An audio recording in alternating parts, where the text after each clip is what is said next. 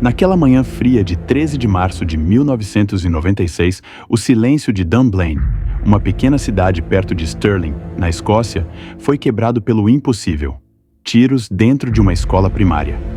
Em poucos minutos, no ginásio da Dunblane Primary School, 16 crianças de 5 e 6 anos e sua professora, Gwen Mayer, foram assassinadas. Outras 15 pessoas ficaram feridas. O atirador, Thomas Watt Hamilton, de 43 anos, encerrou o ataque tirando a própria vida. O Reino Unido estremeceu. No dia seguinte, o parlamento registrou a dor pública e deu início a um escrutínio total dos fatos. Até hoje, é o pior massacre a tiros da história britânica. Dunblane reagiu com a dignidade dos que choram sem perder a esperança. Flores, velas, mãos dadas em silêncio. Anos mais tarde, em cada aniversário, a cidade voltou a lembrar seus pequenos e a professora, mantendo viva a decisão de proteger os que ficaram. A memória não foi espetáculo, foi compromisso com a vida. Quem era o agressor? Hamilton era um adulto obcecado por controle e status, que por anos dirigiu clubes de meninos e acampamentos de férias, acumulando cartas, queixas e ressentimentos. A investigação pública liderada por Lord Cullen reuniu documentos, inclusive a derradeira carta que Hamilton enviou à rainha uma semana antes do ataque, revelando grandiosidade, paranoia e fome patológica por autoridade sobre meninos, sinais clássicos de manipulação, grooming, e uma narrativa fixa de "sou a vítima do sistema". Não há romantização possível aqui. Tratava-se de um assassino de crianças. Nem tudo, por razões óbvias, é público.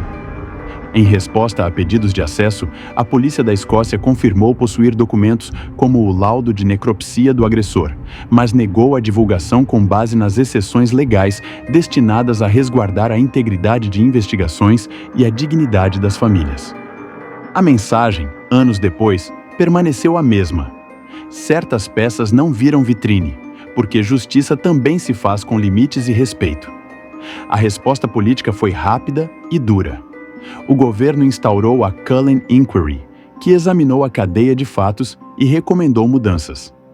A sociedade se mobilizou na Snowdrop Campaign, cujo abaixo-assinado reuniu mais de 700 mil assinaturas. Dali vieram os Firearms Amendment, Act 1997 e Firearms Amendment, número 2, Act 1997, que praticamente proibiram a posse privada de pistolas na Grã-Bretanha. Eis o registro histórico.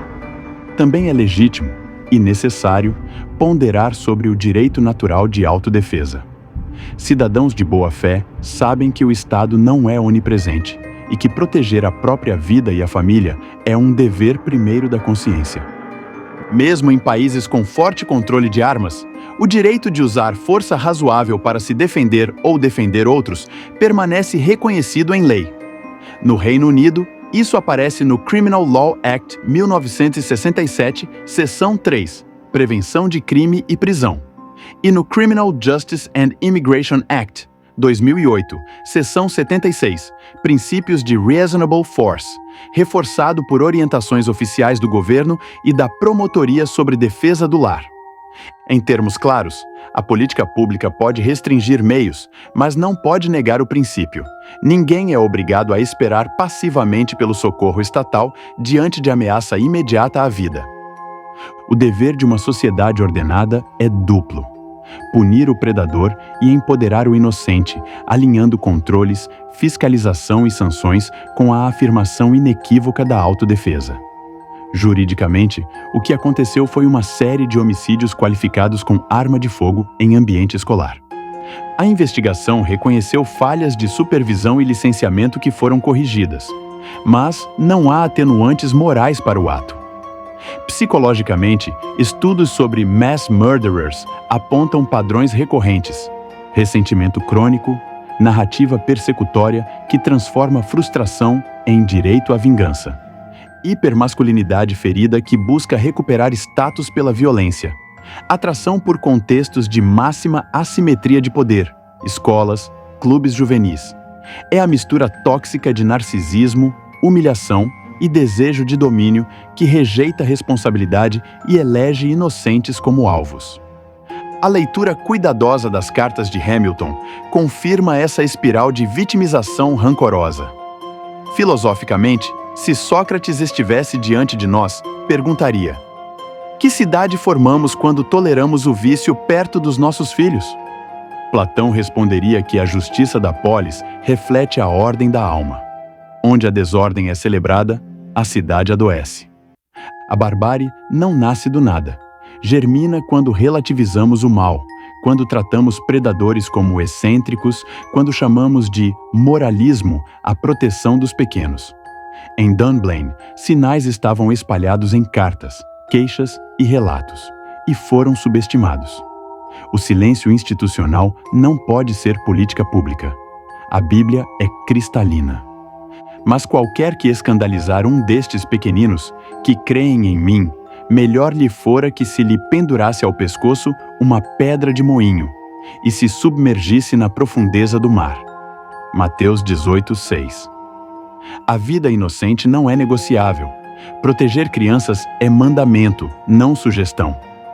O salmista nos consola. O Senhor está perto dos que têm o coração quebrantado. Salmo 34:18. Romanos 13 recorda: a autoridade carrega a espada para conter o mal. Misericórdia consola vítimas, justiça enfrenta culpados. Como uma sociedade civilizada se protege? Primeiro, com olhos abertos. Pessoas que trabalham constantemente com crianças devem ser minuciosamente avaliadas e reavaliadas, não apenas no ingresso, mas ao longo do tempo. Na Escócia, o PVG Scheme, Disclosure Scotland, é o padrão. Filtra, monitora e remove dos ambientes sensíveis quem não deve lá estar, e precisa ser tratado como pilar, não burocracia.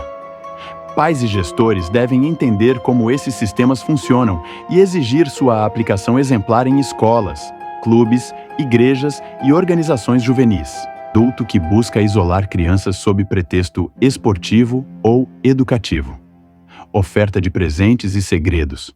Hostilidade a regras, dupla supervisão e transparência. Avalanche de cartas ou e-mails para descredenciar quem impõe limites. Retórica fixa de "sou vítima de conspiração". Muitos desses sinais apareceram no percurso de Hamilton e foram mapeados pela investigação e por pesquisas posteriores. Sinal isolado não condena ninguém. O conjunto exige ação documentada e reporte imediato. Terceiro, ambientes contam. A Cullen Inquiry e políticas subsequentes impulsionaram protocolos de segurança escolar e proteção infantil. Acessos controlados, identificação, regra dos 2 adultos em atividades, formação contínua, rotas claras de denúncia, triagem reforçada e resposta rápida a condutas limítrofes. A National Guidance for Child Protection in Scotland enfatiza prevenção, partilha de informação e intervenção coordenada. Cultura de silêncio não é virtude, é risco. Quarto, leis e moral caminham juntas quando a política serve ao bem comum. Após Dunblane, o parlamento restringiu drasticamente armas curtas e conduziu compensações e recolhimento. A sociedade civil pressionou. O governo respondeu. Mesmo quem discorde do caminho britânico reconhece a legitimidade do debate, mas sem concessões ao relativismo. O centro da decisão deve ser a infância. O que não podemos admitir é a inversão moral que transforma o agressor em protagonista de compaixão pública, enquanto pais e crianças viram nota de rodapé. Há quem tente explicar o inexplicável. Ele tinha problemas. A sociedade o excluiu. Não. Problemas não explicam o massacre de crianças. A compaixão é devida às vítimas, a firmeza aos culpados. Em 14 de março de 1996, a Câmara dos Comuns registrou o horror do assassinato a sangue frio de crianças e determinou que a verdade fosse apurada por um juiz em praça pública. É assim que uma nação civilizada responde: pranteia os seus, investiga sem espetáculo, corrige falhas, fortalece muros e defende valores. Para pais e educadores que me assistem, a lição é direta, porém prática. Conheçam os adultos que cercam seus filhos. Exijam credenciais, verificação contínua e protocolos claros de conduta. Não aceitem reuniões fora de horários, treinos sem supervisão, regras particulares de instrutor. Conversem com as crianças sobre limites do corpo e do espaço, com linguagem simples e firme, e ensinem que segredos de adultos nunca são aceitáveis. Documentem incidentes e mudanças de comportamento. Se algo não cheirar bem, comuniquem. Melhor parecer insistente do que calar diante do perigo. E, se a ameaça for imediata, defendam-se dentro da lei. O ordenamento britânico reconhece a força razoável para proteger a vida no lar, e as próprias autoridades explicam essa proteção com clareza. E, por fim, uma palavra sobre falência moral. A civilização não é automática. É conquista diária, transmitida de pai para filho, de mestre para aluno. Quando a cultura ridiculariza a virtude e a coragem, o mal encontra atalhos. O antídoto é voltar aos fundamentos: verdade, responsabilidade, honra, proteção dos fracos, reverência pela vida. Treinemos nossos meninos a serem homens bons, não dominadores frustrados, e nossas meninas a reconhecerem o valor inegociável de sua dignidade. Eduquemos para a coragem de dizer não, para a serenidade da justiça e para a fé que consola e fortalece. Ensina a criança no caminho em que deve andar, e ainda quando for velho, não se desviará dele. Provérbios 22, 6. Dunblane nos obriga a encarar o abismo sem desviar os olhos, não para romantizar o mal, mas para reafirmar o bem. Quando uma sociedade inteira diz nunca mais, com atos, não só palavras, ela honra seus mortos e protege seus vivos. Esta é a nossa tarefa.